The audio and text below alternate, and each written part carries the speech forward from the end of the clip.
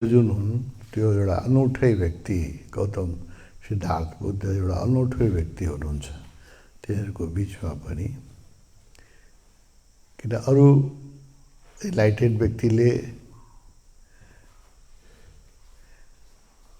केही व्यक्तिलाई प्रभावित गर्छन्, केही व्यक्तिलाई जागरणमा मद्दत गर्छन्। त बुद्ध एउटा यस्तो चेतना आयो पृथ्वीमा जसले आज लगभग 2600 वर्ष हुन लाग्यो तपनि उहाँको प्रभाव निरन्तर बढिराखेको छ, हरेक दिन बढ्दै गइरहेछ। र सबभन्दा बढी अहिलेसम्म जागृत हुने व्यक्तिहरू बुद्धकै अनुयायी, उहाँकै मार्गदर्शनबाट अहिलेसम्म जति इन्लाइटेड भए त्यसमा धेरै ठुलो सङ्ख्या चाहिँ बुद्धकै सहयोगबाट भए। भगवान्ले भन्नुहुन्थ्यो कि बुद्ध चाहिँ इन्लाइटेड व्यक्तिहरूको बिचमा पनि माउन्ट एभरेस्ट जस्तै हुनुहुन्छ। उहाँको जुन उचाइ छ, उहाँको जुन र आज पनि सक्रिय हुनुहुन्छ। सबभन्दा आश्चर्य के छ भने 2500-2600 वर्षपछि पनि उहाँ आज पनि त्यतिकै सक्रिय हुनुहुन्छ, एक्टिभ हुनुहुन्छ र हजारौँ लाखौँ व्यक्तिको प्रेरणाको स्रोत हुनुहुन्छ र ओशोको कार्यको ठुलै संरक्षक हुनुहुन्छ। उहाँ जहाँ पनि ओशोको कार्य भइरहेछ, ओशो र बुद्धको बिचमा बडो गहिरो सम्बन्ध छ। बुद्धको यो दुनियाँमा केही भगवान्ले महत्त्वपूर्ण धर्महरूको कुरा गर्नुभएको छ, त्यसमा बुद्ध धर्म एक हो। सुफी धर्मको पनि भगवान् बडो प्रशंसक हुनुहुन्छ। सनातन धर्म पनि बडो उच्च कोटिकै धर्म हो। र भगवान्ले भन्नुभयो कि जब मोहम्मदको प्रभावले आयो सनातन धर्मको सम्पर्कमा, हिन्दूहरूको सम्पर्कमा, र यिनीहरूको दुईजना हिन्दू धर्म र इस्लामको सम्पर्कबाट सुफीको जन्म भयो। सुफीहरू जेनरली मुसलमान, इस्लाममा सङ्गीतको निषेध छ, मस्जिदमा सङ्गीत बजाउनु हुँदैन, गीत गाउनु हुँदैन, किनभने उहाँलाई लड्नु पर्ने थियो। मोहम्मद साहबलाई विरोधीहरूसँग जिन्दगीभरि लड्नु पर्यो। सङ्गीत बजायो भने व्यक्तिको हृदयमा करुणा, प्रेम उदय हुन्छ र त्यो लड्न सक्दैन। त्यस कारणले उहाँले सङ्गीत निषेध छ आज पनि। अब त्यो बेला त्यसको कारण थियो, आज त्यसको कारण छैन। तर मान्छेहरू त अन्धो हुन्छन्, नियममा परिवर्तन गर्न चाहँदैनन्। त्यो उहाँका भक्तहरूमध्ये जो हार्ड ओरिएन्टेड थिए, उनीहरू हिन्दूहरूसँग सिके कीर्तन, भजन, गीत र इस्लामको एउटा शाखा सुफी, बडो नृत्य, सङ्गीत, सरस शाखा बन्यो हिन्दू र इस्लामको समन्वयले। त्यस्तै भगवान्ले भन्नुभयो बुद्धको देशना, ध्यानको देशना, जब बौद्ध धर्मले लिएर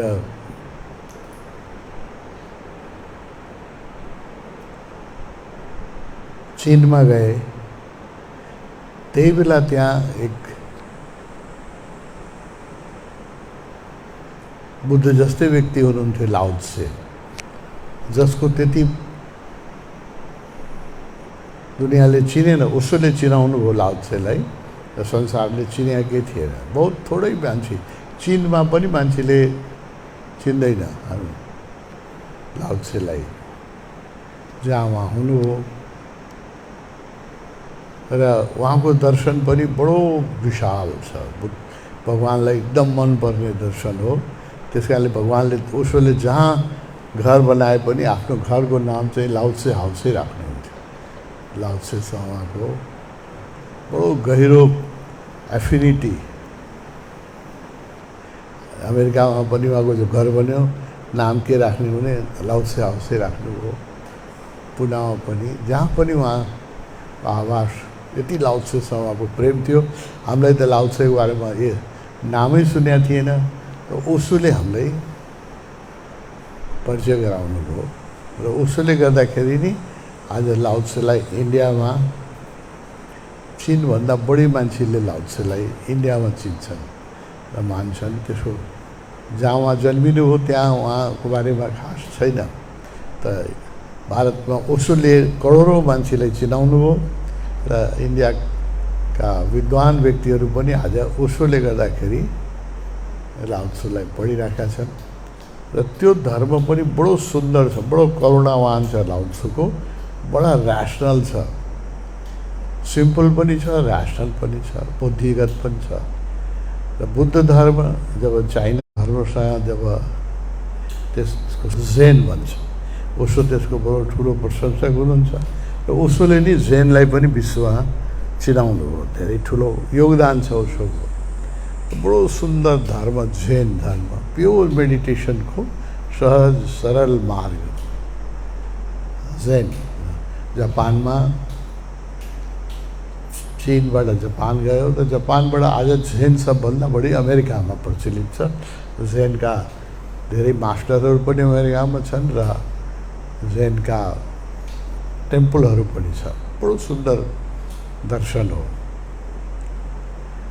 यतिसम्म त ओशोले भनेर हामीले सुने हो, बुझ्या हो। त मलाई के लाग्छ भने ओशोले भन्नुभयो दुनियाँको दुईटा विशिष्ट धर्म हो यो जेन रिलिजन, प्योर मेडिटेसनको र सहज मेडिटेसनको, सरल मेडिटेसनको, जसमा निषेध छैन।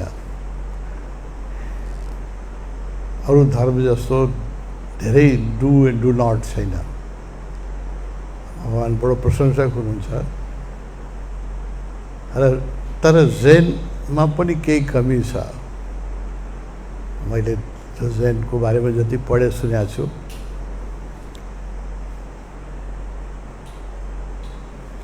जेनमा सङ्गीत छैन, धेरै प्रेम छैन त्यति जति सुफीमा छ।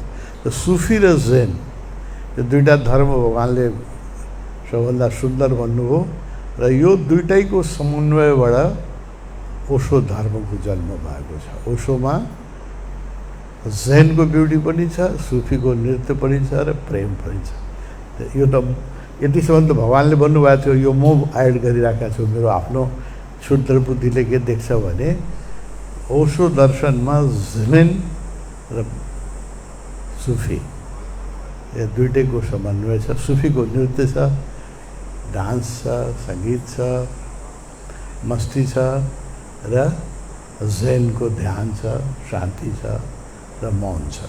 यो दुईटैको समन्वय ओशोमा छौँ। हामी बडो भाग्यशाली छौँ कि हामी ओशोको एरामा जन्मे। जुन बेला ओशोको शताब्दी, ओशोको शताब्दीमा हाम्रो जन्म भयो र हामी जन्मे मात्रै होइन, ओशोको शिष्य बन्नलाई धेरै पुण्य चाहिन्छ। कुनै पनि बुद्ध पुरुषको शिष्य त्यसै बन्न पाइँदैन। त्यसको लागि पूर्वजन्मको धेरै पुण्य चाहिन्छ र हामीले केही पुण्य अर्जित गरेका थिएँ। ओशोको शिष्य बने। शिष्य मात्रै बनेन,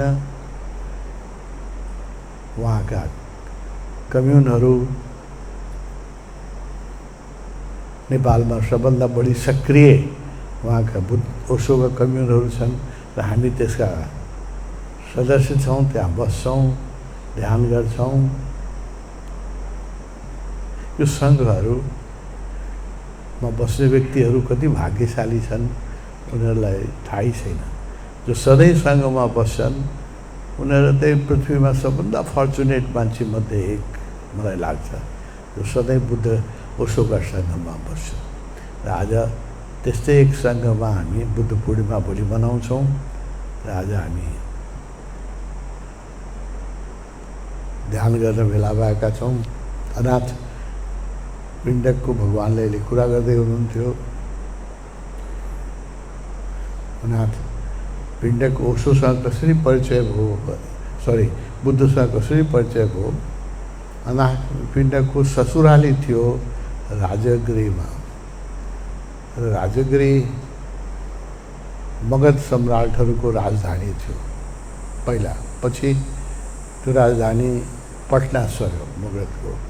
त्यो बेला चाहिँ राजगृह राजधानी थियो। मगध बडो ठुलो राज्य थियो। त्यो बेलाको सबभन्दा शक्तिशाली र सबभन्दा विशाल राज्य थियो र त्यसका राजा थिए बिम्बिसार। बुद्धको समयमा र बिम्बिसारको बुद्धसँग बडो प्रेम भयो, गहिरो प्रेम भयो। युवा अवस्थामा यो वैरागी भएकोमा बिम्बिसारलाई माया पनि लाग्यो बुद्धप्रति। र बुद्ध जब इन्लाइटेड हुनुभन्दा अगाडि नै राजगीरमा गिद्धकूटमा तपस्या गर्नुहुन्थ्यो। इन्लाइटेड हुनुभएको थिएन, त्योभन्दा पहिले नै प्रवास गर्नुभएको थियो। घर छोडेर आएपछि बिम्बिसार भेट्न गए र बिम्बिसारले उनलाई भने कि तिमी यति युवा छौ, अहिले 29 वर्षको। सामान्यतः मान्छेले गयो घर छोड्छ भने कि त पत्नीसँग झगडा हुन्छ, वैराग्य लाग्छ, कि चाहिँ बुवासँग, राजाहरूको राजकुमारहरूसँग कहिलेकाहीँ मतभेद हुँदाखेरि राजकुमारहरूलाई निकालिदिन्थ्यो। तिम्रो के भयो, घरमा श्रीमतीसँग विवाद भयो कि पितासँग विवाद भयो, यति 29 वर्षको उमेरमा यस्तो सुन्दर शरीर लिएर तिमी किन वैरागी भएको। मेरो छोरीसँग बिहा म तिम्रो गराइदिन्छु र आफ्नो राज्यको एउटा छोटो भाग पनि दिन्छु, राज्य गर्नलाई राजा बनाइदिन्छु। मेरै राज्यमा बस, मेरो ज्वाइँ बना। बुद्धले भन्नु होइन, मेरो बुवाले पनि मलाई धेरै माया गर्नुहुन्छ र मेरो पत्नी पनि बडो पुण्यात्मा छ। यिनीहरूबाट मलाई कुनै विवाद भएन। म त सत्यको खोजमा निस्क्याउँ। सामान्यतः राजाहरू यस्तो सामान्य जोगीलाई भेट्न जाँदैन। त्यो बेला बुद्ध पनि भइसक्नु भएको थिएन। त बिम्बिसारको संस्कार थियो, ऊ बुद्धको प्रेममा पढ्यो। उसले के भन्यो भने, तपाईँले सत्य पाउनुभयो भने, बुद्धले भन्नुभयो मैले सत्यको खोजमा छु, निर्वाणको खोजमा छु, मैले प्राप्त गरेका छैन। बिम्बिसारले के भन्नुभयो भने, जुन दिन तपाईँले सत्य प्राप्त गर्नुहुन्छ मलाई पनि खबर गर्नुहोला, मलाई पनि सेयर गर्नुहोला। यसरी बिम्बिसार बुद्धको प्रेम र इन्लाइटमेन्ट पछि बुद्धले बिम्बिसारकोलाई दिएको वचन याद गरेर राजगृह जानुभयो। राजाले बडो सम्मान गरे र बुद्ध परिव्राजक हुनुहुन्थ्यो। दिनभरि भ्रमण गर्नुहुन्थ्यो, गाउँ घुम्नुहुन्थ्यो। उसले के भन्यो भने तपाईँको विश्रामको लागि र बर्खामा जब त्यो बेला चाहिँ सवारी साधन थिएन, पैदलै हिँड्नुहुन्थ्यो, तपाईँलाई गाह्रो हुन्छ वर्षामा विश्राम गर्नलाई। उहाँको आफ्नै प्राइभेट रोयल फरेस्ट थियो, वेणुवन म तपाईँलाई दिन्छु।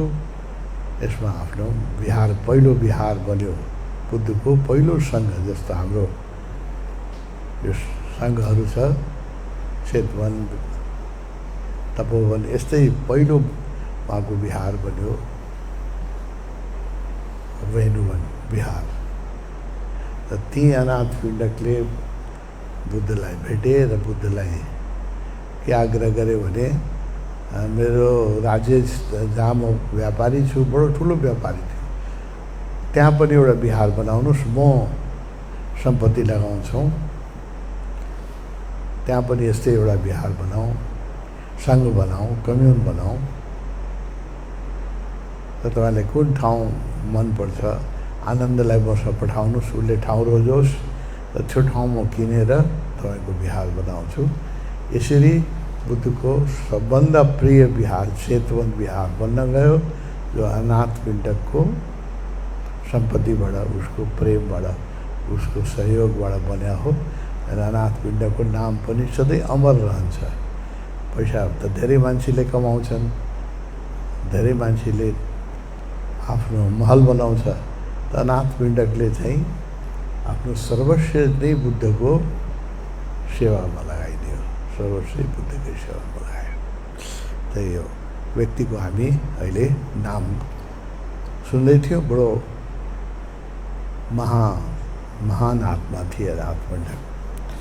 केही प्रश्नहरू छ? के छ? बुद्ध सम्बन्धी छ के प्रश्न?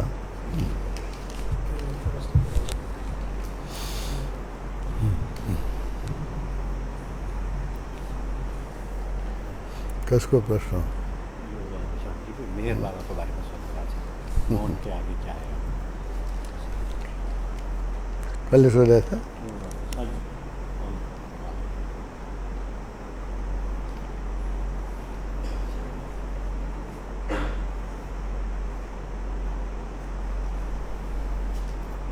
ठिक छ, बस्नुहोस्। यो प्रश्न पनि पहिले अहिले बुद्धको बारेमा कसैको केही प्रश्न छ? तपाईँको प्रश्न म लिन्छु, बस्नुहोस् है, बस्नुहोस्। बुद्धको बारेमा केही जिज्ञासा छ भने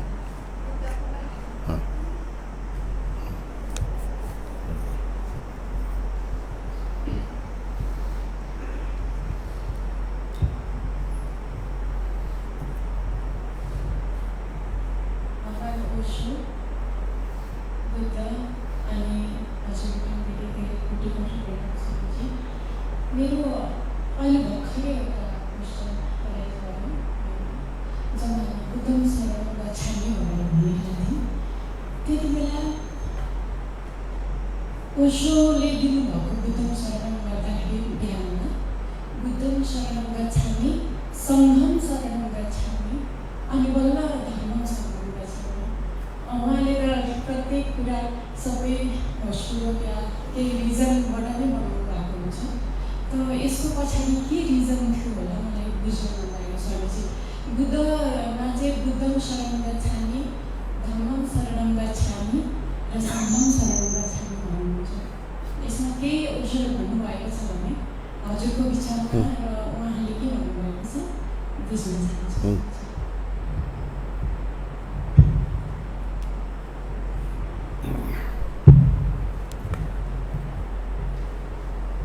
बुद्ध इन्लाइटेड भएपछि सारनाथ जानुभयो, जहाँ कि पञ्चभद्रहरू उहाँका पूर्वका सहयात्रीहरू साधना गरिरहेका थिए, उनीहरूलाई जगाउनलाई जानुभयो। उसको लामो कहानी छोटोमा भन्छु। र त्यो पञ्चभद्रहरूले बुद्धलाई छोडिदिएका थिए, र बुद्धले छोड्नु भएन।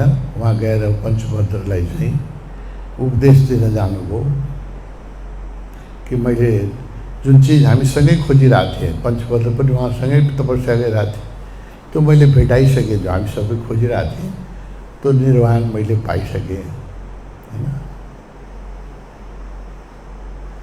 र त्यसको उपदेश दिनुभयो। र त्यो उपदेशले त्यो पाँचै जुन उहाँको बुद्धका भिक्षुहरू थिए, एकजना त पहिलो उपदेश सुन्दा सुन्दै निर्वाण प्राप्त गरे। बुद्धको दर्शन उहाँ पहिलो उपदेश सुन्दा सुन्दै निर्वाण प्राप्त गरे, बुद्धत्व प्राप्त गरे। र उनीहरू पनि एकदम पाकेका फलहरू थिए। पाँचैजना केही दिनभित्रै निर्वाण प्राप्त गरे। अनि बुद्धले भन्नुभयो कि धर्म, मेरो जो धर्म हो त्यसको आधार सङ्घ हुन्छ। सङ्घ भनेको जहाँ बुद्ध पुरुषहरू बस्छन्, तप गर्छन्, त्यो सङ्घले नै धर्मको रक्षा गर्छ। सङ्घ भएन भने धर्म हुन सक्दैन। एक्लै व्यक्ति कमजोर छ। एक्लै व्यक्तिले, सामान्य व्यक्तिले एक्लै यो यात्रा गर्न बडो कठिन हुन्छ। त्यस कारणले उहाँले पहिलो सङ्घ बन्यो। 5 जना बुद्ध भिक्षु र 1 जना बुद्धका शिष्य, 1 जना बुद्ध, 6 जनाको। र त्यसपछि बनारसका अरू 1-2 जना बडो राजा धनाढ्य व्यक्तिका छोरा थियो, नाम याद छ कसैलाई? यस, यस आयो होइन, यस जोइन गर्नु छठो नेक्स्ट शिष्य बुद्धको बन्यो यस। र यो यस चाहिँ बडो धनी परिवारको युवा थिए, उसका साथीहरू धेरै थिए। बिस्तारै उसका मित्रहरू पनि बुद्धप्रति जो भाग्यशाली थिए उनीहरू बुद्धप्रति समर्पित भए र यसरी बनारसमा एउटा सङ्घ बन्यो, सारनाथमा सङ्घ बन्यो। र त्यो सङ्घ बुद्धसँगै समूहमा घुम्न थाल्यो। पहिलो कम्युन चाहिँ मैले अहिले बताएँ जसरी भेनु भन्नुभयो। त्यो भगवान्ले के भन्नुभयो र बुद्धले पनि यो कसरी उल्ट्यो मलाई थाहा छैन। बुद्धले पनि त्यही भन्नुभएको थियो कि बुद्ध हुन्छ अनि उसको सङ्घ हुन्छ र सङ्घले नि धर्मको रक्षा गर्छ, एक्लै व्यक्तिले गर्न गाह्रो हुन्छ। पहिला बुद्धको शरणमा जाऊ, बुद्धको उपयोग आवश्यकता छ, त्यसपछि सङ्घको आवश्यकता छ, त्यसपछि धर्म बन्छ। यो पछि गएर बुद्धिस्टहरूले जो अहिले उनीहरू गर्छन्, उनीहरू के भन्छन्, बुद्धम शरणम गच्छामि, धम्मम शरणम गच्छामि, सङ्घम शरणम गच्छामि। त ओशोले चाहिँ मान्नु भएन, भन्नु होइन, सङ्घको बिना धर्म बच्नै सक्दैन। ओशोले हामीलाई चाहिँ बुद्धम शरणम गच्छामि, सङ्घम शरणम गच्छामि अनि धम्मम शरणम गच्छामि। आज यो कम्युन नभइदिया भए हामी यतिजना कहाँ ध्यान गर्थ्यौँ। एक्लै एक्लै त संसारमा यति बेहोसी छ र यति मनलाई अल्झाउने ठाउँ छ कि सामान्य व्यक्तिले धर्म पालन गर्नै सक्दैन सङ्घ नभइकन। भगवान्ले सङ्घलाई बुद्धपछि सङ्घ, सङ्घपछि धर्म भन्नु। हामीहरूले चाहिँ यसरी नै गर्छौँ, बुद्धम शरणम गच्छामि, सङ्घम शरणम गच्छामि अनि धम्मम शरणम गच्छामि। अरू कसैको बुद्ध सम्बन्धी प्रश्न आओ।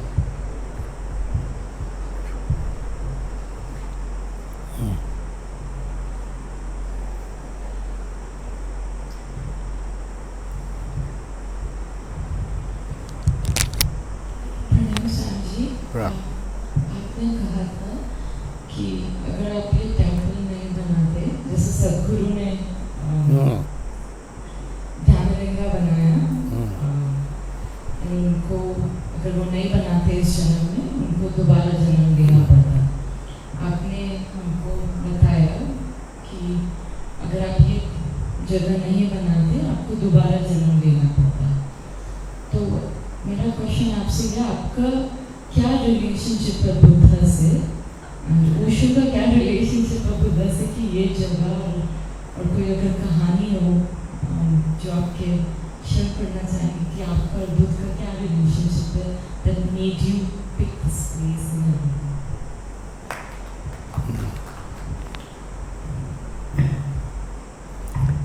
यहाँ पर जितने लोग बैठे हैं, मेरा ही नहीं, इसमें से बहुत लोगों का विगत में बुद्ध के मार्ग से संबंधित, तुम्हारा भी है, जितने लोग बैठे हैं यहाँ उसमें अधिकांश लोगों का किसी न किसी जन्म में बुद्ध संघ से संबंध रहा है। इसीलिए यहाँ वो पुण्य उनको खींच के लाता है। मुझे तो याद नहीं है विगत का बहुत, लेकिन भगवान ने ही मुझे बताया कि तुम बुद्ध के शिष्य थे। भगवान, मुझे तो याद नहीं है, उतनी पुरानी बात तो कोई याद हमें अपने अनुभव नहीं है। उसने बताया कि तुम बुद्ध के शिष्य थे, भिक्षु थे, बुद्ध के साथ भी रहे हो, लेकिन कितना स्लो पैसेंजर हो कि अभी तक घूम ही रहे हो। कितने लोग सब बुद्ध के साथ जो लोग गए तो सब बहुत जाग गए, लेकिन बहुत आलसी और बहुत स्लो हो तो अभी तक तुम लटके हुए हो। लेकिन प्रेम तो है ना बुद्ध के साथ प्रेम तो है, तो बहुत गहरा प्रेम है। और बुद्ध की भी बहुत कृपा है, बहुत कृपा है, बहुत गहरी कृपा है उनकी। इस पृथ्वी पर थोड़े से लोग हैं जिनको बुद्ध का उतना प्यार मिल रहा है आज भी जितना मुझे मिल रहा है। बहुत बहुत करुणा, बहुत प्रेम मिल रहा है मुझे। तो बुद्ध का मंदिर बनाना था मुझे। कई जन्म में बुद्ध मार्ग में रहा हूँ, इसके पूर्व के कई जन्मों में बुद्ध के ही मार्ग में साधक रहा हूँ, इसलिए मुझसे बहुत गहरा संबंध है। और उनका मंदिर, उनकी जो नगरी है लुम्बिनी, इससे भी मेरा बहुत प्रेम रहा है। जब भी आता था यहाँ बहुत खुश हो जाता। यहाँ से पहले जब हम लोग का कम्यून नहीं था और हम लोग यहाँ शिविर करने आते थे, होटलों में रहते थे, श्रीलंका गेस्ट हाउस में कहीं शिविर किया, तो जाते समय मेरा मन इतना रोता था, इतना रोता था, यहाँ से जाने की इच्छा ही नहीं होती थी। और प्रसाद चौक वहाँ पर जब पहुँचता था तो मुझे एकदम मन रोने लग जाता था। इतनी इस एरिया में रहे तो ठीक है, उससे उधर हम लोगों की कुव्यवस्था है यहाँ की। ये अभी वर्ल्ड सेंटर नहीं बन पाया है स्पिरिचुअलिटी का। मैं तो यहाँ जब पहली बार आया था बहुत साल पहले, तभी मैंने एक लेख लिखा था कि it can become the world spiritual centre. और सारी दुनिया बुद्ध का इतना आकर्षण है, बुद्ध की जन्मस्थली को ठीक ढंग से, और केंद्र टांगों ने इतना बढ़िया मास्टर प्लान बना के, जो बुद्ध लुम्बिनी का जितना अच्छा मास्टर प्लान है, इतना बुद्ध के किसी क्षेत्र का नहीं है। जहाँ वो जन्मे बोध गया वो भी बड़ा कंजेस्टेड है। कुशीनगर में भी इतना अच्छा मास्टर प्लान नहीं है कहीं भी।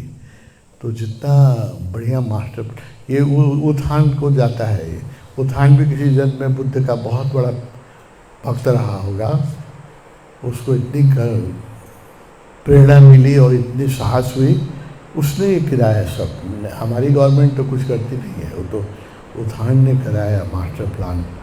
केंजो टांगे जापान के बेस्ट आर्किटेक्ट को, उसने प्लानर को हायर किया। और लुम्बिनी का जो मास्टर प्लान है अभी भी वो कंप्लीट नहीं हुआ है। जो उत्थान की जो कल्पना थी, अब केंजो टांगे का जो था, अभी तक पूरा नहीं हो पाया है कि ये लुम्बिनी एक कैपिटल बने, स्पिरिचुअल कैपिटल बने, संसार भर के लोग आए और बुद्ध का आकर्षण सारे संसार में वो बढ़ रहा है, रोज बढ़ रहा है, रोज बढ़ रहा है। और ये कुछ धर्म बढ़े शक्ति के बल पर, बाहुबल पर कुछ धर्म का प्रचार हुआ, कुछ धर्म बढ़े पैसे के बल पर, गरीबों को दान दे करके, गरीबों की सेवा करके बढ़े। बुद्ध धर्म एक ऐसा धर्म है जो अपने सिद्धांत के बल पर, है ना, बुद्ध भिक्षु ने ना बाहुबल से इसको फैलाया है, ना इसको धन के बल पर फैलाया है ना। इसका आकर्षण इनका जो बुद्ध का है, जैसे दुनिया बुद्धिजीवी होती जाएगी वैसे बढ़ता जाएगा। So it is going to become a very powerful stream, जो रूपांतरण का एक बहुत बहुत मजबूत धारा बन गया है, ऑलरेडी बन गया है ना, और बनता जाएगा। तो उनकी जन्मस्थली तो दुनिया भर के अट्रैक्शन का केंद्र।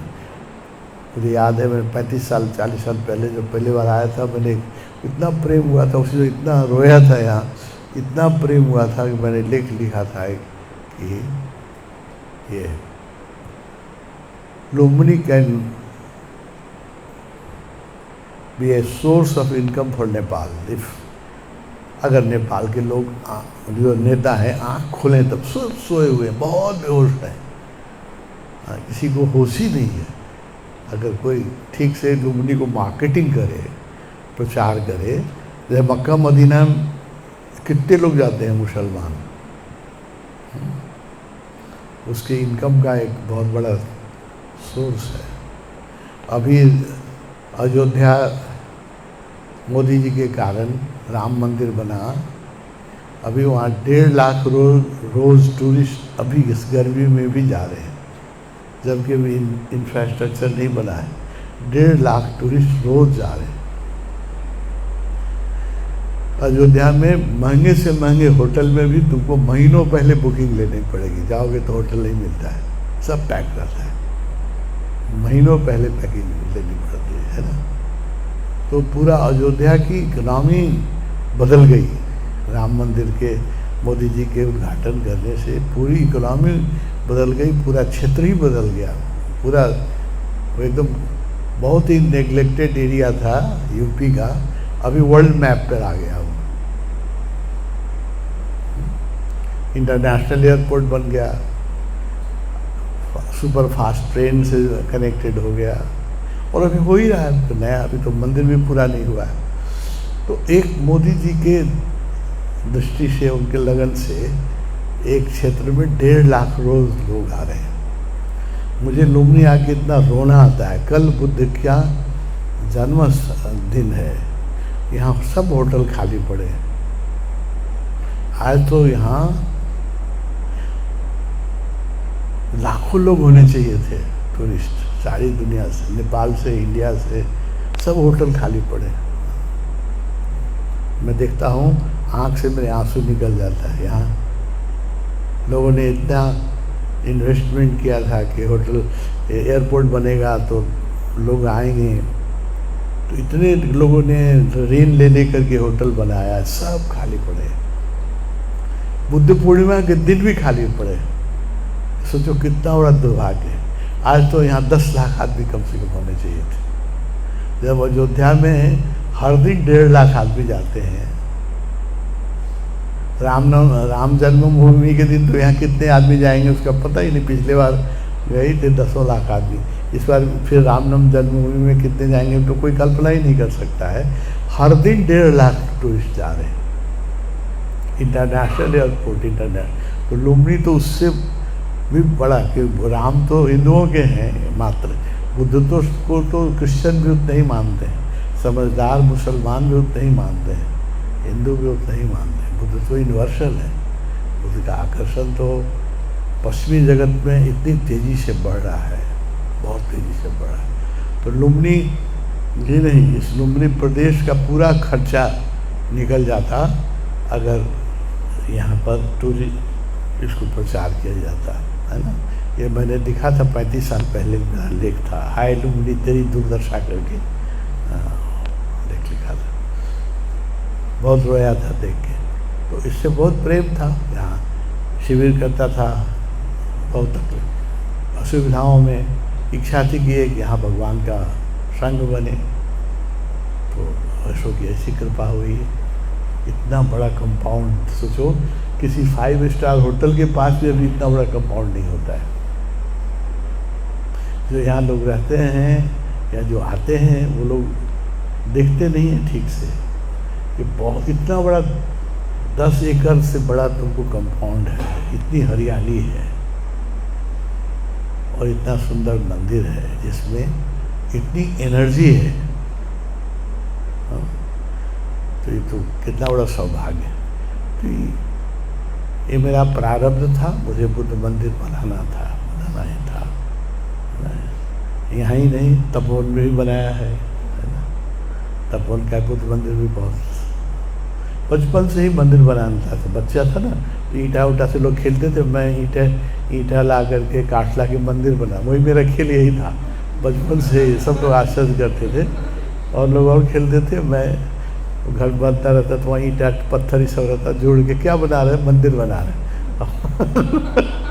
तो मंदिर बनाने की कोई भीतर प्रेरणा थी, और अगर ये मंदिर बुद्ध मंदिर नहीं बनाता तो एक जन्म और लेना पड़ता। अब शायद नहीं लेना पड़े। काठमांडू में भी, तपोवन में भी बहुत सुंदर बुद्ध मंदिर बना है, बहुत पावरफुल बना है। ये कैसा आश्चर्य है, देखो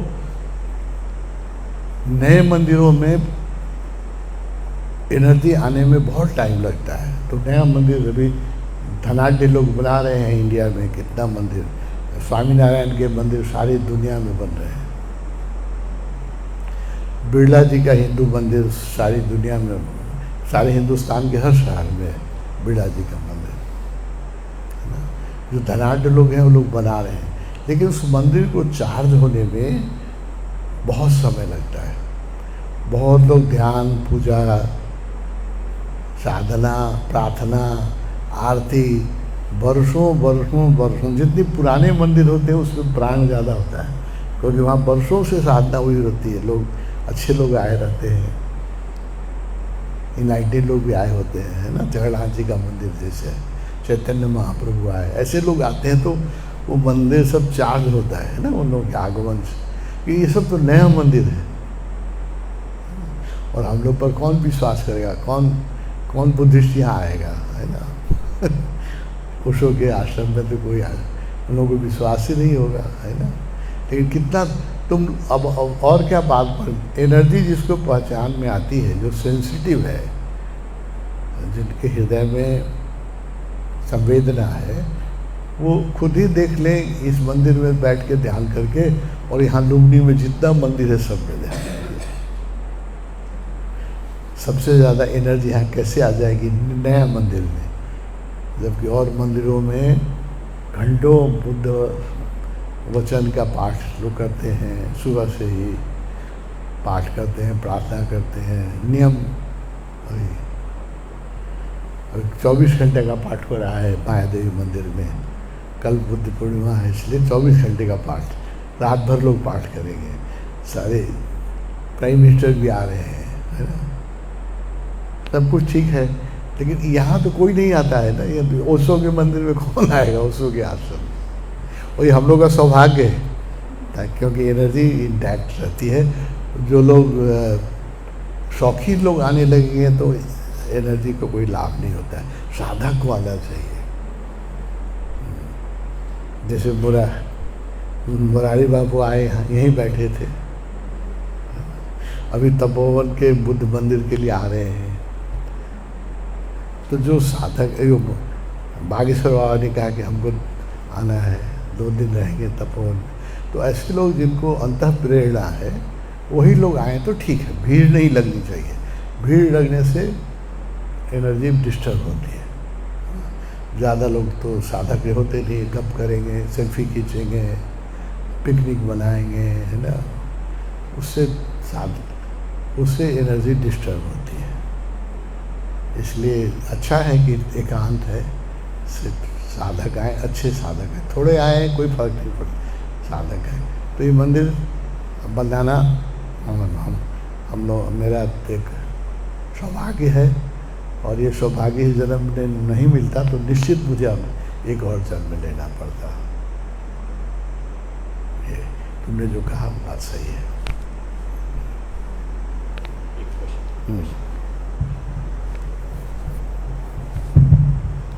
ये प्रॉमिस होता है, ये कुछ एग्जिस्टेंशियल प्रॉमिस होता है। सदगुरु ने कहा ना, वो 3 जन्म से प्रयास कर रहे थे, 1 जन्म से नहीं, 3 जन्म से ध्यान लिंगम बनाने के लिए। 3 जन्म उन फेल हो गए, नहीं बन सका, इस जन्म में बना, है ना। तो उन्होंने कहा कि अगर मैं इस जन्म में नहीं बनता तो इसके लिए मुझे फिर 1 जन्म लेना पड़ता। अब मैं मुक्त हो गया। उस ऋण, एक ऋण होता है आध्यात्मिक, एक प्रॉमिस तुम करते हो तो एक तरह से किसी से तुमने ऋण लिया, ऐसे ही वो चुकाना पड़ता है ना। तो सदगुरु ने कहा ना कि अगर 3 जन्म लग गए उनको ध्यान लिंगम बना। वो जो लोग समझेंगे, लोग कहानी की तरफ पढ़ते हैं इन सब घटनाओं पर, हृदय से नहीं पढ़ते हैं, सुनते। अभी मैं कह रहा हूँ, कौन सुन रहा है, कौन सुनता है ये सब बात, इस कान से सुनता है, इस बान से उड़ा देता है। लेकिन हम लोग तो उनके प्रेम को देखते हैं ना, जो सदगुरु ने बहुत पहले से कितना जीवन दिया, तो इस जन्म में जाके ध्यान लिंगम बना, है ना। अल्लाह, उन्होंने कहा ठीक है, अगर नहीं बनता तो उनको फिर जन्म लेना पड़ता। इसी तरह अगर बुद्ध मंदिर ये नहीं बनता तो मुझे फिर जन्म लेना पड़ता। किसी जन्म का प्रॉमिस था, संकल्प किसी जन्म का था। इसके विषय में इससे ज़्यादा बोलना ठीक नहीं।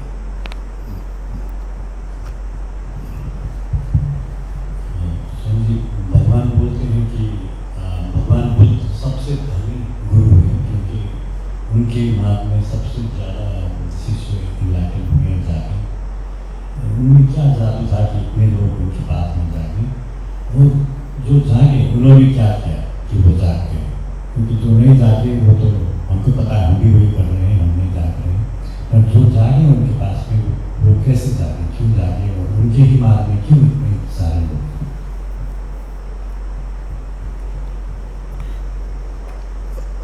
एक तो बुद्ध की जातक कथा पढ़ो, उन्होंने बहुत जन्मों से श्रम किया, बहुत करुणापूर्ण कथा है उनकी। हाँ, एक जन्म में तो सुने ही होंगे कि भूखी वो भागनी थी, बच्चे को दूध नहीं पा रही थी, कमज़ोर थी, बहुत बूढ़ी हो गई थी, और उसके बच्चे दूध पीना चाहते थे, दूध नहीं पिला रही थी क्योंकि उससे शिकार नहीं होता था, बूढ़ी हो गई थी। जहाँ बाघ तो शिकार करता है, बुद्ध ने देखा कि उसके बच्चे उसके स्तन से दूध पीना चाहते हैं और उसके स्तन में कोई खाई नहीं है, तो दूध ही नहीं है। तो ये बुद्ध की पूर्व जन्म की कथा है। तो बुद्ध को इतनी करुणा आ गई कि अपनी हाथ काट करके उसको खाने के लिए ले लिया। देखो कैसी करुणा होगी, कल्पना करो तो। ताकि वो मांस खाती है बाघ, तो है ना, तो मांस खाएगी तभी तो बच्चे को दूध पिला पाएगी। और उसने भी खाया वो, और उसके बाद तो अपना हाथ काट करके दे दिया। करुणा आई कि देखो बच्चा दूध खींच रहा है और स्तन में दूध ही नहीं है, और बूढ़ी हो गई है, वो शिकार नहीं कर सकती, कमज़ोर हो गई, बीमार है। तो ये कंपैशन को देखो तो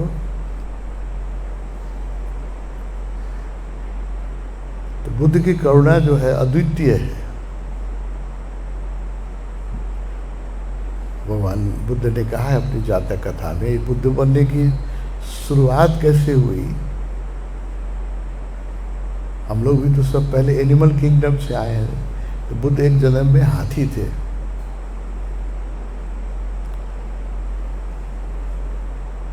और हाथी जंगल में एक विश्राम कर रहे थे। तो कभी कभी हाथी लोग देखते कि 3 पैर पर खड़े हो जाते हैं, एक पैर को ऐसे मोड़ लेते हैं, ऐसे मोड़ के विश्राम कर रहे थे। जंगल में आग लग गई थी, आग लगी, सब जानवर लोग भागने लगे। तो हाथी जहाँ पैर रखता है वो बहुत भारी जानवर है, तो वहाँ थोड़ी ज़मीन भी सॉफ्ट थी। तो जब 4 पैर हाथी ने रखा था तो थोड़ा गड्ढा हो गया था उसके वजन से, तो मिट्टी जो थी थोड़ी दलदली थी, तो गड्ढा हो गया था चौथा। तो उस गड्ढे में 3 पैर पर हाथी खड़े थे। बुद्ध जो उस समय में हाथी थी, जातक कथा पढ़ोगे तो इससे बहुत कहानियाँ मिलेगी। तो ऐसे खड़े बैठे थे 3 पैर पर। तो जब जंगल आग लगी और सब भागने लगे जानवर, तो हाथी को भी भागना था। पीछे से देखा तो इस पैर को उठा के रखना चाहा, तो देखा जो गड्ढा जो हो गया था जहाँ वहाँ उनके वहाँ पर एक खरगोश छोटा सा गड्ढे में सोया हुआ है, विश्राम कर रहा है। उसको पता ही नहीं है, क्योंकि एक गड्ढा हो गया था, थोड़ा दलदली ज़मीन थी, गड्ढा हो गया था, उसमें वो सोया हुआ है। अब हाथी अगर पैर रखता है तो वो मर जाएगा, और उसको खरगोश को जंगल में आग लगी, इसका पता ही नहीं लग रहा है कि होल हो गया है ना, बुद्ध हाथी के पैर का होल हो गया। होल के अंदर थोड़ी शीतलता भी है, पानी दलदली ज़मीन थी, थोड़ा दलदली भी है, शीतलता भी है, कूल भी है, तो बाहर का उसको कुछ हल्ला पता नहीं चल रहा है। तो वो वहाँ आराम से सोया हुआ है। अब हाथी देखता है कि अगर हम उठा के ये पैर रखते हैं तो मर जाएगा, है ना। वो करुणा आ गई, करुणा का जन्म हो गया। वो पैर नहीं रखा, वहाँ ऐसे ही रखा। आग बढ़ती आ गई, पीछे से जंगल में आग बढ़ती आ गई, आ गई। सब जानवर भाग रहे हैं, हाथी नहीं भाग रहा है, क्योंकि वो 3 पैर से तो चल नहीं सकता है, चलने के लिए चौथा पैर रखना पड़ेगा, और ये पैर अगर रखता है तो वो खरगोश मर जाएगा।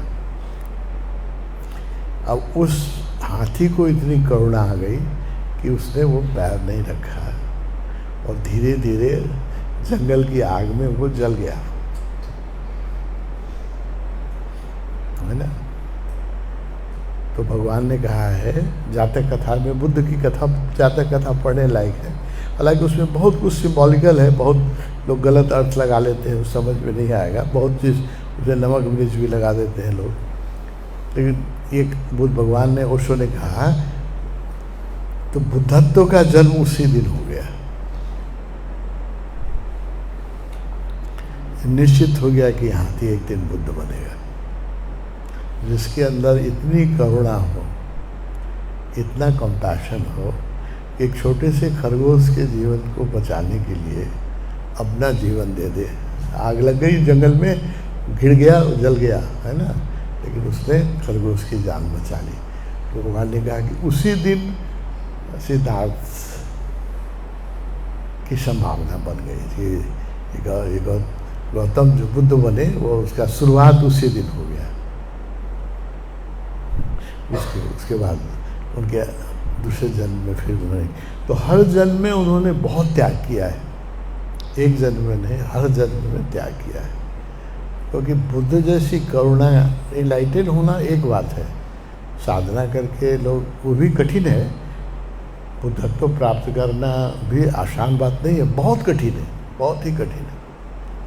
लेकिन इनलाइटेड होना और बुद्ध होना, गौतम बुद्ध होना में ज़मीन आसमान का अंतर है।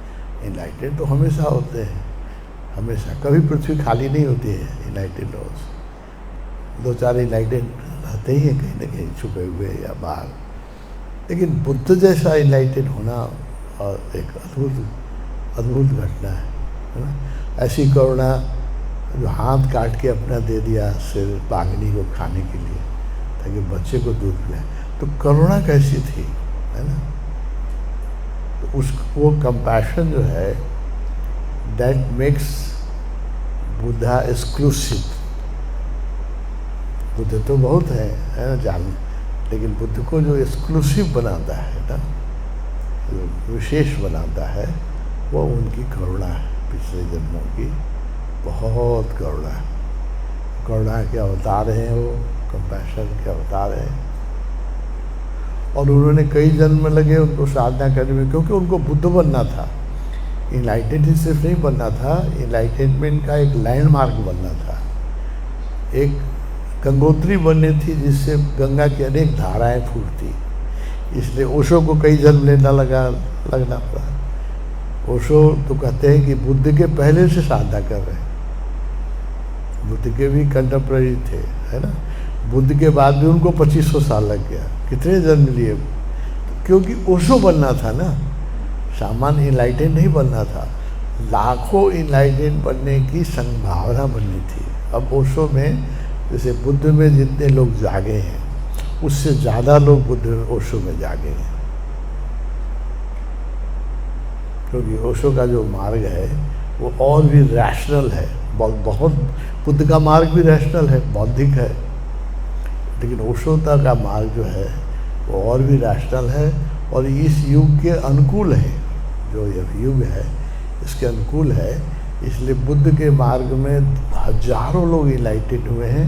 और 2600 साल में के बीच में कभी ऐसा नहीं हुआ है जब बुद्ध मार्ग में लोग इनलाइटेड नहीं हुए। कंटिन्यूअसली धारा है, अभी भी है, नेपाल में भी है, इंडिया में भी है, तिब्बत में भी है, अमेरिका में भी है। बुद्धिस्ट जो है वो फ्रांस में भी है ना। तो बुद्ध की धारा जीवंत धारा है, उसमें हजारों फूल अभी भी बुद्धत्व के खिल रहे हैं। ओशो की धारा ऐसे ही होने वाली है, लेकिन अभी मेरी बात कौन सुनेगा। ओशो के सन्यासी को ही विश्वास नहीं होता है तो दूसरे को क्या विश्वास होगा। लेकिन यही होने वाला यही है। बुद्ध ने, ओशो ने यही कहा है कि बुद्ध से भी ज़्यादा मेरे मार्ग में लोग, बुद्ध से भी ज़्यादा लोग जागे। एक बुद्ध को अभी पहचानने में तो 2550 साल लगा ना, तब ना बुद्ध को लोग पहचाने। ओशो को अभी कौन पहचानता है। उसको सन्यासी भी नहीं जानते। हम लोग कितने सौभाग्यशाली हैं, कैसा गुरु हमको मिला है हम लोगों को भी पता नहीं है। हम लोग भी छोटी छोटी चीज़ों में उलझ जाते हैं। हमारे भी शिष्य उसको के शिष्य भी छोड़ के कभी किसी में चले जाते हैं, कभी तुम जानते ही हो। अभी जितने गुरु हैं इंडिया में सबके आसपास वो उसको के एक सन्यासी हैं। मैंने देखा जितने गुरु इंडिया में हैं उनके जो नज़दीक में हैं सब ओशो के एक सन्यासी हैं छोड़ के, क्योंकि हमारा संघ भी ठीक से नहीं चला, संघ भी तोड़ दिया गया, है ना। ओशो के साथ जितना अत्याचार हुआ उतना अत्याचार तो आज तक किसी के साथ नहीं हुआ है। उनके मंदिर में, उनके आश्रम में उनकी तस्वीर हटा दी गई, है ना। जहाँ वो बैठते थे उसका मार्बल तक लोगों ने चीजल करके फेंक दिया, है ना। देखो अन्याय कैसा है। आज उनके आश्रम में तुम जीसस का क्रॉस लगा के जाओ, तुम्हारी बड़ी इज्जत होगी। किसी धर्म का, मुसलमान धर्म की टोपी पहन के जाओ, बड़ी इज्जत होगी। लेकिन जिसका आश्रम है उसका माला पहन के वहाँ नहीं जा सकते। ऐसा अन्याय बुद्ध के साथ भी नहीं हुआ है जैसा अन्याय ओशो के साथ हो रहा है। और ओशो सन्यासी सह रहे हैं और भारत की सरकार सह रही है, किसी को कोई चिंता ही नहीं है। इतना बड़ा अन्याय हो रहा है। उनकी तस्वीर तुम अपने तस्वीर के साथ फेसबुक में रखो, तुम्हारा फेसबुक बंद कर देंगे। ऐसा 21वीं शताब्दी में सोचो तो इससे बड़ा अन्याय हो सकता है। बुद्ध के साथ क्या अन्याय होगा या, है ना। ओशो के साथ जो अन्याय हो रहा है वो तो अनपैरेलल है, अभी भी हो रहा है, कोई कुछ नहीं बोल रहा है। 30 साल तक तो ओशो सन्यासी भी सोए हुए थे, अभी जगह 30 साल तक तो हम लोग नेपाल से ही 2-4 आदमी हम लोग चिल्लाते थे, कोई सुनता ही नहीं था। अब लोग जगह हैं थोड़ा सा, है ना। तो इसी तरह से ओशो को समय लगेगा। ही जो फ्यूचर मसीहा मैं कहता हूँ वो भविष्य के देवता हैं। जैसे जैसे मनुष्यता परिपक्व होगी, जैसे जैसे लोगों को सब पता चलेगा कि कितना बड़ा षड्यंत्र हुआ। वो जिस अमेरिका को बचाने के लिए गए थे कि विश्व युद्ध न हो, उसी अमेरिका ने उनको हथकड़ी और बेड़ी 12-12 किलो का लोहे का, कमर में भी, पैर में भी, है ना, हाथ में भी। देखो ऐसा कर खतरनाक अपराधी को भी सिर्फ हथकड़ी लगाई जाती है। भगवान को जो उन्होंने लगाया, पैर में भी लगाया, हाथ में भी लगाया, देखो तस्वीर सब, कमर में भी लगाया, है ना। और उन लोगों को पता है कि भगवान की कमर में पीछे बैकबोन में पेन था, सब पता है उनको। तो उसी जगह पर राइफल के कुंदे से धक्के देते कि जल्दी चलो, ठीक उसी जगह पर जहाँ पर उनको पेन था बैकबोन में, उस जगह पर राइफल से धक्के देते थे। वो फोटो ही है, वीडियो है, देखो। तो जितना अन्याय ओशो के साथ हुआ और किसी के साथ नहीं हुआ। लेकिन उसके साथ साथ ये संभावना भी है, जितने लोग ओशो के साथ जागेंगे, आने वाला समय ओशो का समय है, बुद्ध का समय जैसे रहा। और बुद्ध का पूरा सहयोग ओशो के काम में है, 100%, 100% बुद्ध का सहयोग है। इसलिए तो यहाँ मंदिर में इतनी एनर्जी हम लोग, नहीं तो क्यों बुद्ध इतनी एनर्जी देते हैं। भगवान के काम के साथ उनका पूरा सहयोग है। और आने वाले दिन में बुद्ध से भी ज़्यादा पॉपुलर होंगे ओशो। अब समय लगेगा, क्योंकि हमारे सन्यासी ही सोए हुए हैं, उनका परिवार ही सोया हुआ है, भगवान का परिवार ही सोया हुआ है, कुछ चिंता ही नहीं है किसी को कुछ। समय तो लगेगा, हम लोग जगाने की कोशिश करेंगे, करते रहेंगे, हल्ला करते रहेंगे, चिल्लाते रहेंगे, बोलते रहेंगे। ध्यान, अभी नेपाल ही एक ऐसा देश है जिसमें हर महीने करीब मिनिमम 100 लोग दीक्षा ले रहे हैं। दुनिया में, पूरी दुनिया में सन्यासी की संख्या महीने में 100 नहीं होती है, सिर्फ नेपाल छोटे से देश में 100 लोग दीक्षा रहे हैं। इंडिया इतना बड़ा है, तो सारी दुनिया में जो दीक्षा हो रही है जोड़ोगे तो 100 नहीं पहुंचेगी महीने में। नेपाल में 100, छोटे से देश में 100 दीक्षा। साल में यहाँ एवरेज में 4-5 सेंटर हर साल खुल रहे हैं, दुनिया में बंद हो रहे हैं। सेंटर्स, पुराने सेंटर जो है सब बंद हो रहे हैं, कम्यून बंद हो रहे हैं। नेपाल ही है जैसा गरीब देश है जहाँ हर साल 2-4 सेंटर खुलते हैं। हर साल कोई ऐसा साल नहीं जिससे मैंने 2-4 सेंटर का नाम नहीं दिया। तो संरक्षित रखिएगा नेपाल ओशो की देशना को। यहाँ से ही जैसे तिब्बत से फैला बुद्ध धर्म सारी दुनिया में, तिब्बत ने संरक्षित रखा, बचा के रखा। बुद्ध की किताबें, बुद्ध की गाथा, इंडिया में तो जला दिया गया सब, नालंदा सब जला दिया है ना, नालंदा यूनिवर्सिटी जला दी गई, तक्षशिला जला दी गई, विक्रमशिला जला दी गई। तो यहाँ तो सब सारे मोनेस्ट्री में आग लगा दिया गया। अभी जाओगे कुछ जगह में अभी भी काला लगेगा, सब जलाया हुआ है, सब तोड़ दिया गया है ना। तिब्बत ने बचाया, रिमोट रीजन था तिब्बत, लोग पहुँच नहीं सकते थे इसलिए बचा। उस समय तिब्बत पहुँचना बहुत कठिन था। 16,000 17,000 फीट पर मॉनेस्ट्री है, 14,000 फीट पर, वहाँ लोग पहुँच ही नहीं सकते थे। हाँ, बाद में कम्युनिस्टों ने की बेवकूफ़ी से हजारों मॉनेस्ट्री जलाए गए, तोड़े गए। माओ से तुंग का जो सांस्कृतिक क्रांति हुई उसमें तिब्बत के हजारों मॉनेस्ट्री तोड़े गए। कल सुने नहीं, भगवान कहे ना, लामाओं को बैल की तरह जोता गया खेत में, देखोगे कहानी ना। ये लोग काम नहीं करते इसलिए बैल को हटा के इनको जोतो। बहुत बहुत अन्याय हुआ। उतना 2,500 साल में जितना नहीं हुआ उतना 20-25 साल में माओ से तुंग ने किया हुआ सांस्कृतिक क्रांति के नाम पर अन्याय हुआ। लेकिन संरक्षित था इसलिए वहाँ से जैन मास्टर सब अमेरिका चले गए, दलाई लामा इंडिया चले आए, कारमापा इंडिया चले आए, तो बचा हुआ था तो वहीं से फैल रहा है सब। इसी तरह नेपाल को ये सौभाग्य मिला है कि ओशो को देशना को संरक्षित रखेगा। गालियाँ भी पड़ेंगी, आरती करता है, ये सब बेवकूफ़ है, अभी तक माला पहनता है, पुराना पंथी है, कम गाली पड़ती है हम लोग को। ओशो सन्यासी भी सब जगह गाली देते हैं, ये कोई चिंता नहीं है।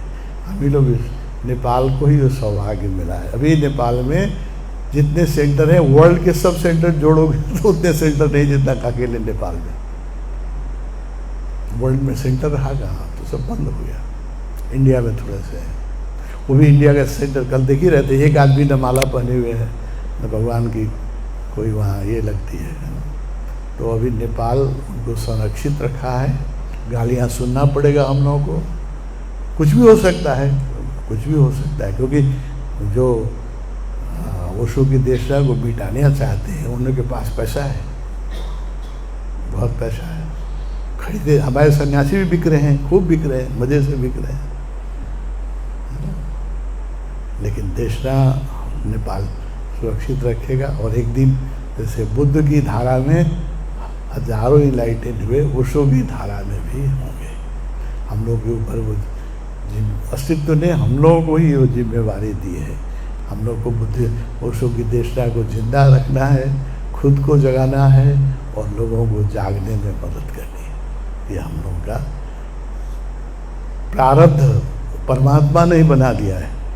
अब ओशो की देशना को बचाने का प्रारब्ध परमात्मा ने ही हम लोग के कंपार्टमेंट में रख दिया है नेपाल का।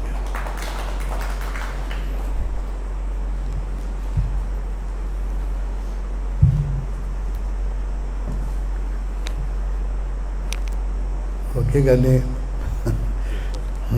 एक बंदा आई थी।